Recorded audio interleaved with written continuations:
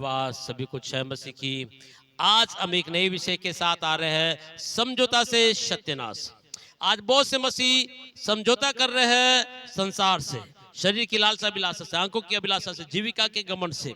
इसीलिए बाइबल में लिखा है याकूब 4:4 में, आज बहुत से मसीह अन्य जातियों के जैसा जीवन जी रहे हैं। अन्य जातियों में और मसीह में कोई परिवर्तन नहीं है। कारण क्या है? उनके जीवन में मसीह की खुशबू नहीं है, परमेश्वर की पवित्रता नहीं है, परमेश्वर का भय नहीं है, परमेश्वर का वचन नहीं है। इसीलिए अन्य जाति और मसीह में कोई भी परिवर्तन नहीं है। इसीलिए समझौता करने के द्वारा परमेश्वर की आशीष से आपके जीवन से हट जाते हैं। आज का संदेश मैं आपसे कहना चाहूंगा, जितने लोग भी संसार से, समाज से समझौता कर रहे हैं, पाप से समझौता कर रहे हैं, बुरी संगति से समझौता कर रहे हैं, उनके जीवन में परमेश्वर की आशीष आना बंद हो जाता है। आज का वचन मैं कहता हूं कि जितने लोग सुन रहे, निश्चय वो 1000 गुना फलवंत होंगे, क्योंकि परमेश्वर आज मसीह के जीवन से व्यक्तिगत रूप से बातें करेगा। हालेलुया।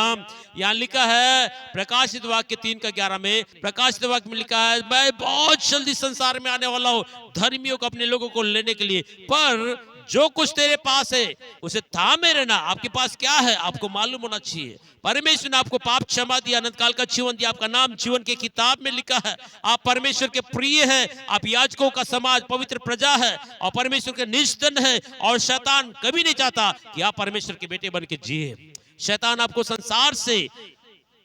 संसार में फंसाना चाहता है। इसीलिए यहां लिखा है 1 कुरिन्थी 15:33 में, देखो धोखा ना खाना, बुरी संगति अच्छे चरित्र को बिगाड़ता है। आपकी संगति कैसा है, आपका उठना बैठना कैसे लोगों के साथ है, बुरी संगति अच्छे चरित्र को बिगाड़ता है। आप कितने भी अच्छे क्यों ना हो, अगर दिन रात 24 घंटा बुरे लोगों के साथ रहोगे, बुरे विचारों में रहोगे, बुरे लोगों के साथ उठना बैठना करोगे, आपके जीवन में जितनी भी अच्छाइयां उसको छुरा लेगा। इसीलिए यह लिखा है, मैं शीघ्र आने वाला हूं। हालेलुया। संसार से समझौता मत करना, पाप से समझौता मत करना, बुरी संगति से समझौता मत करना, संसार के रीति रिवाजों से संगति मत करना, अपने बच्चों को संसार से अलग रखना बोल के लिखा है। हालेलुया। इसीलिए आज मैं एक घटना बताना चाहूंगा। आपको मालूम होगा, जब परमेश्वर की प्रजा मिस्र की गुलामी में है, परमेश्वर उनको छुड़ाने के लिए एक योजना बनाता है, मूसा को चुनता है। और मूसा जब फिरौन के पास जाता है और कहता है कि हे फिरौन, परमेश्वर ने मुझे भेजा है, परमेश्वर चाहता है कि तेरे हाथों में जो गुलाम के रूप में काम कर रहे परमेश्वर की प्रजा, उनको 3 दिन की यात्रा में यहाँ से भेज दे कि वो जाकर परमेश्वर की आराधना करे। तब मूसा किस बातों को सुन के फिरौन कभी भी परमेश्वर के लोगों को जाने नहीं देता है। तब वहां पर जब विपत्ति, सताव और कई प्रकार के उपद्रव आते हैं, कई प्रकार की परिस्थितियां होते हैं, तब फिरौन कुछ समझौता कराने के लिए बोलता, ठीक है मैं तुम्हें जाने दूंगा, लेकिन कुछ कंडीशन है। हालेलुया। आज भी बहुत से मसीह परिवारों में चर्च जाने के लिए भी मना करते हैं और दबाव करते हैं और कुछ कंडीशन रखते हैं। ठीक है तुम चर्च जाना, लेकिन कुछ कंडीशनों के अंदर में वो कर ही जाना, मसीहत को नहीं मानना, ऐसे करके दबाव बनाते। तो आज फिरौन ने मूसा को समझौता करने के लिए 4 बार कहता है, वो 4 बार मूसा फिरौन से समझौता नहीं करता है, क्योंकि वो परमेश्वर को पहला स्थान देता है। हालेलुया। आज यदि आप मसीह है, यदि आज इस संदेश के अनुसार यदि आप अपने जीवन में समझौता नहीं करते, निश्चय मैं आपसे कहना चाहता हूं, परमेश्वर की आशीषों को आपके जीवन में, आपके घर में, आपके व्यापार में, आपके कार्य क्षेत्र में आने से कोई नहीं रोक सकता। आज क्यों परमेश्वर की बरकतें नहीं आ रहा? आज क्यों परमेश्वर के लोग प्रभु के पास आशीषित नहीं है? क्यों उनके पास निराशा है, असंतुष्टि है? क्यों वे दबा हुआ जीवन जी रहे? क्यों वो मरा हुआ, थका हुआ और आरा हुआ जीवन जी रहे? क्योंकि वो समझौता के साथ जी रहे हैं। लेकिन मूसा ने कभी भी समझौता नहीं किया, परमेश्वर को पहला स्थान दिया, परमेश्वर की आज्ञाओं को माना और समझौता ना करके सारी जैसे जैसे परमेश्वर बोलता था वैसे ही मूसा ने किया। हालेलुया। देखिए पहला एक घटना मैं आपको बताऊंगा, निर्गमन 8:25-26 पढ़ेंगे तो वहां ऐसा लिखा है, या फिरौन ने मूसा से क्या कहा, हम देख सकते हैं। फिरौन ने मूसा और अरून को बुलाकर कहा, तुम जाकर अपने परमेश्वर के लिए इसी देश में बलिदान करो। हालेलुया। पहला कंडीशन, पहला समझौता होता है, ठीक है मूसा, ये अरुण ले जाओ तुम अपने लोगों को, आराधना नहीं करना चाहते हो ना, अरे दूर जाने की जरूरत क्या, इसी देश में करो, यहीं पर करो। आज भी बहुत से लोग क्या कहते हैं, तुम बीमार हो जाओ चर्च में, लेकिन बीमारी चंगाई तक ले जाना, हमेशा जाने की जरूरत नहीं है। आपको प्रभु को ही मानना है ना, आराधना नहीं करना ना, चर्च जाने की जरूरत क्या, घर में रह के आराधना करो, यहीं पर प्रार्थना करो। इसी रीति से फिरौन ने मूसा से बोलता है तुमको आराधना ही करना ईश्वर का, तो 3 दिन की यात्रा में जाने की जरूरत क्या, यहीं पर रह के तुम परमेश्वर की आराधना कर सकते हो। हालेलुया। आज हम देख सकते हैं ऐसे ही स्थिति है। आज बहुत से मसीह, अरे आज हम टीवी देखकर ऑनलाइन में हम लोग क्या कर रहे हैं, आराधना के दिन में ऑनलाइन में जूम मीटिंग में रहकर वो परमेश्वर संगति कर रहे हैं। सावधान हो जाए, आप समझौता कर रहे हैं। परमेश्वर ने आपको भवन दिया, पास्टर दिया, कलीसिया दिया, चर्च दिया, आप वहां जाके आराधना करना है।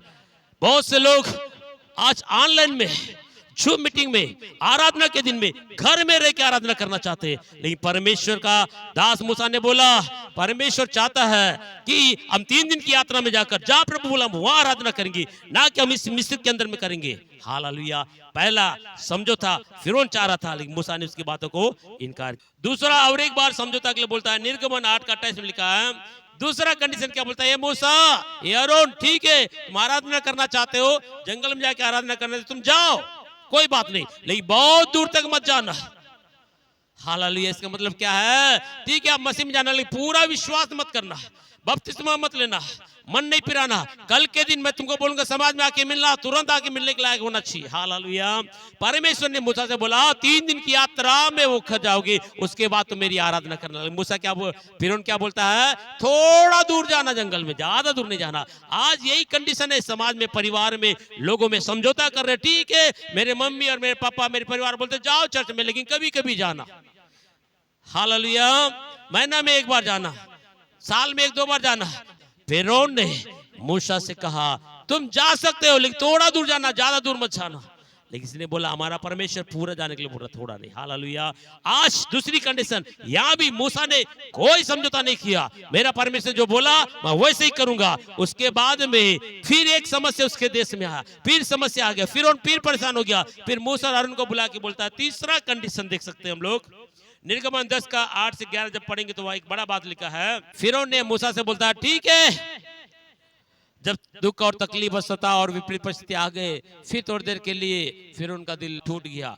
फिर उनको बुला के बोलता है, निर्गमन 10 का 8 से 11 जब पढ़ेंगे तो वहां लिखा है, देखिए फिर उन क्या बोलता है, कौन कौन जाते हो, कौन कौन जाना चाहता, ठीक है तुम आराधना करना जाना चाहते मैं जाने दूंगा, कोई बात नहीं, लेकिन कौन कौन जाएगा, कौन कौन जाएगा प्रभु की आराधना करने के लिए। तब मूसा ने बोला जवान बच्चे भी जाएंगे, हालेलुया, बेटा बेटी लोग भी जाएंगे, गाय बैल भेड़ बकरी और जवान बच्चे बूढ़े हम सब के सब जाएंगे। ओहो मूसा तुम गड़बड़ी करने वाला है, और तुम पूरा परिवार अगर प्रभु में चले जाओगे तो हमारा क्या होगा, पूरा समाज प्रभु में जाए तो हमारा क्या होगा, तुम्हारे अंदर में कुछ गड़बड़ी दिख रहा है, मैं जाने नहीं दूंगा। तुम तो आराधना करना चाहते हो ना, ठीक है करो, तुमको कौन मना कर रहा है, आराधना करना है, जाना मैं जाने दूंगा, आराधना करने भी दूंगा, लेकिन जवान जवान लोग जाना, बच्चे लोग बेटा बेटी सब यही रहना है, बूढ़े लोग भी यही रहना, जवान जाके आराधना करके आओ। आराधना नहीं करना चाह रहे हो ना, देखिए यहाँ कैसे समझौता करा रहा है। शैतान कई बार बोलता है ठीक है आराधना नहीं करना है, तू बीमार है तू अकेले जा, तुम्हारी समस्या तुम अकेले जाओ, पूरा परिवार को चर्च में क्यों ले जा रहे हो, सबके सब क्यों प्रभु को मान रहे हो। हालेलुया। देखिए यहाँ पर शैतान कैसा रोकता है। आज यही सबसे बड़ी चालाकी है, शैतान बोलता तुम जाओ, तुम बीमार हो तो जाओ, लेकिन पूरा परिवार के साथ मत जाना, कुछ ही लोग जाना। हालेलुया। तीसरा समझौता, फिरौन चाह रहा था कि जाओ तुम आराधना करने के लिए, लेकिन पूरा परिवार साथ मत जाना, धन गाय बैल भेड़ बकरी के साथ सबके साथ जाने की जरूरत नहीं है। इसका मतलब है आराधना करने के लिए पैसा और रुपया लेके जाने जा रहे, तुमको आराधना नहीं करने जा रहे हो ना, भेड़ दसवांज की जरूरत क्या है। हालेलुया। उसको आराधना में धन्यवाद देने की जरूरत क्या, बलिदान देने की जरूरत क्या है, ये सबको रहने दो, मात जवान जवान जाओ। हालेलुया। चौथा कंडीशन बहुत ही बड़ा और भयंकर बात है, निर्गमन का पुस्तक 10 का 24, 25 और 28 जब हम देखेंगे, या चौथा कंडीशन, चौथे बार बोलता है मूसा और को बुलाए, मूसा और ठीक है तुम जाना चाहते तुम जाओ, बेशक जाओ, जवानों को लेके जाओ, बच्चों को लेके जाओ, बूढ़ों को लेके जाओ, सभी को लेके जाओ, लेकिन गाय बैल भेड़ बकरी को ये रखने देना। इसका मतलब है तुम आराधना करने जाओ, सब लोग जाओ, लेकिन भेड़ दसवांश अपनी कमाई का भेंट परमेश्वर को अर्पण करने की जरूरत नहीं है, वो यहीं पर रहना चाहिए, यहाँ का धन यही रहना चाहिए, हमने कमाया हमारे पास ही रहना, प्रभु को नहीं देना चाहिए। आज भी बहुत से लोग ऐसा है, इसीलिए मूसा ने बोला ए फिरौन हम खाली आ जाके हम क्या करेंगे, वहां पर परमेश्वर ने हमें दिया है, गाय बैल भेड़ बकरियां दिया है, हम परमेश्वर की मन्नत भी चढ़ाएंगे, बलि भी करेंगे, होम बलि भी चढ़ाएंगे, क्योंकि पुराने नियम का रीति रिवाज इस रीति से था, खाली हाथ हम प्रभु के पास नहीं जा जाना। आज भी बहुत से लोग बोलते हैं परिवार में, ठीक है तुम जा रहे हो तो जाओ, क्यों इतना दे रहे हो पैसे, प्रभु के लिए क्यों कर रहे हो, अरे देने की जरूरत क्या है, इस रीति से बोल के भी कई बार दबाव बनाते। चौथी बार भी मूसा ने बोला, ये फिरौन हम खाली हाथ नहीं जाएंगे, परमेश्वर जो दिया वो सबके साथ जाएंगे। हालेलुया। तब फिरौन को बड़ा गुस्सा लगा, तिलमिला उठा और बोलने लगा, ये फिरौन जल्दी से यहां से चला जा, और देख अगर दूसरी बार अपना चेहरा मुझे मत दिखाना, अगर दूसरी बार तो अपना चेहरा दिखा मैं तुझे मार डालूंगा।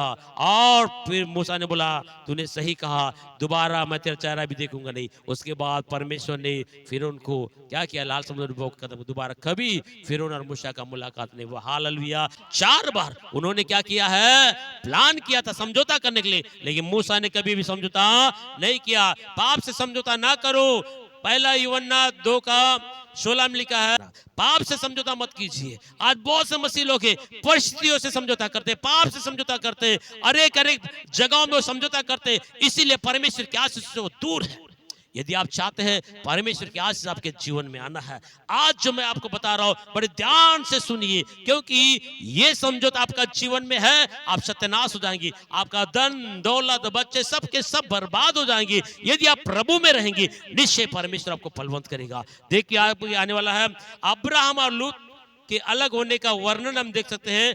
धन की बहुतायत के कारण संसार के लोगों के साथ में क्या किया है, लूत ने समझौता किया।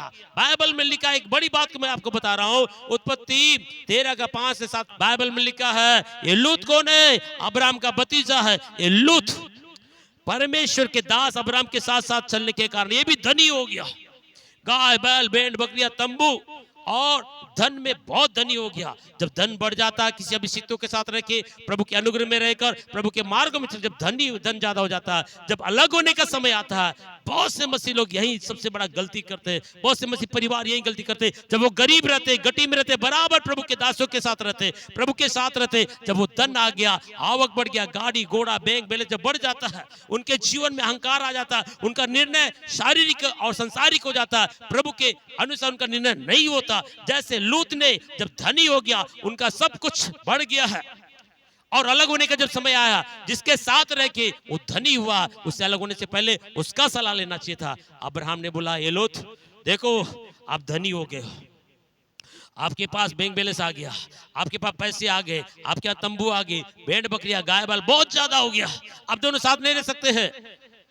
अगर तू पूर्व की ओर जाएगा तो मैं पश्चिम को जाऊंगा, तू उत्तर की ओर जाएगा मैं दक्षिण, तू निर्णय तू कर लेना।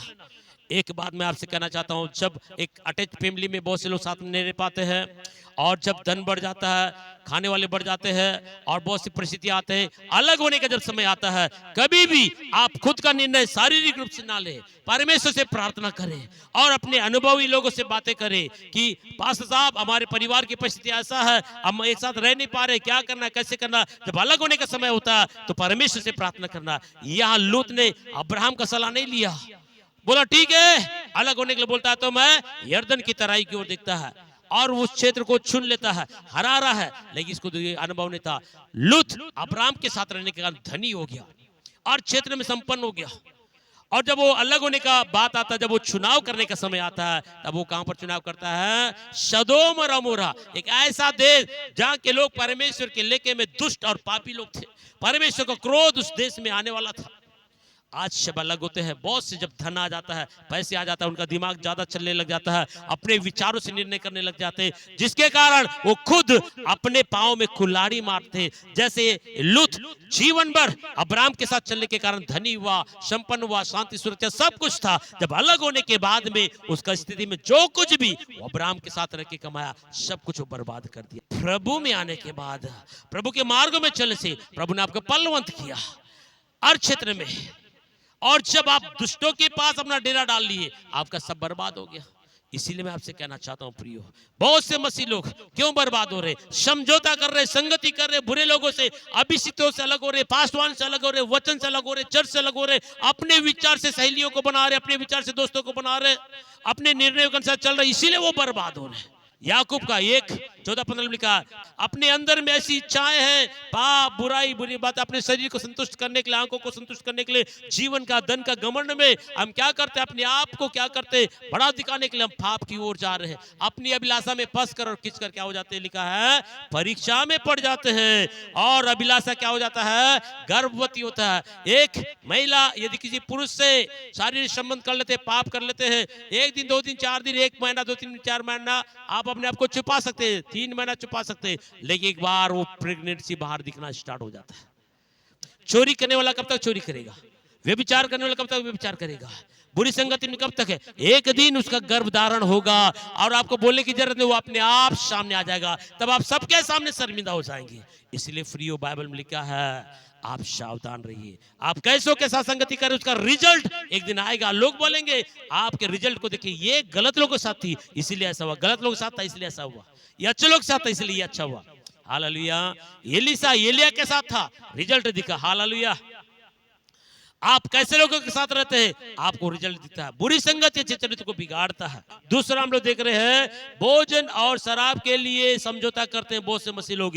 उत्पत्ति 25 का 29 से 34 जब आप पढ़ेंगे, एसाव ने क्या किया, पहलोटा का अधिकार को बेच दिया। एसाव और याकूब दोनों भाई है, जुड़वे भाई है। एसाव बड़ा है, याकूब छोटा है, दोनों जुड़वे हैं। एक दिन एसाव क्या किया, जंगल में शिकार करने के लिए गया, दिन भर शिकार केला, कुछ नहीं मिला। जब दोपहर के समय आ रहा था, थका मांदा आ रहा था, और याकूब घर में मसूर का दाल पका रहा था। इसको भूख लगा और बोलता है, हे भाई तू जो लाल वाला चीज पका रहा मुझे थोड़ा दे दे, मुझे बहुत जोर से भूख लगा है। उसने क्या बोला, देखो ये जो पका रहा मेरे लिए तेरे लिए नहीं, यदि तू चाहता है कि मैं इसमें से आपको दूं तो आपको एक काम करना पड़ेगा। क्या है कि आप पहलोटा का अधिकार मुझे देना। अब तुझने क्या बोला, अब तो मैं ऐसे भी मरने वाला हूँ, इस पहलोट का अधिकार को रख मैं क्या करूँ, ले ले आज तू बड़ा भाई बन जा और बदले में मुझे भोजन दे देना। एक टाइम के भोजन के लिए, एक टाइम के शराब के लिए, एक टाइम के मन की चाव के लिए आज लोग परमेश्वर के विरोध में जाकर पाप कर रहे हैं। संसार से, समाज से, लोगों से और परिस्थितियों से समझौता करके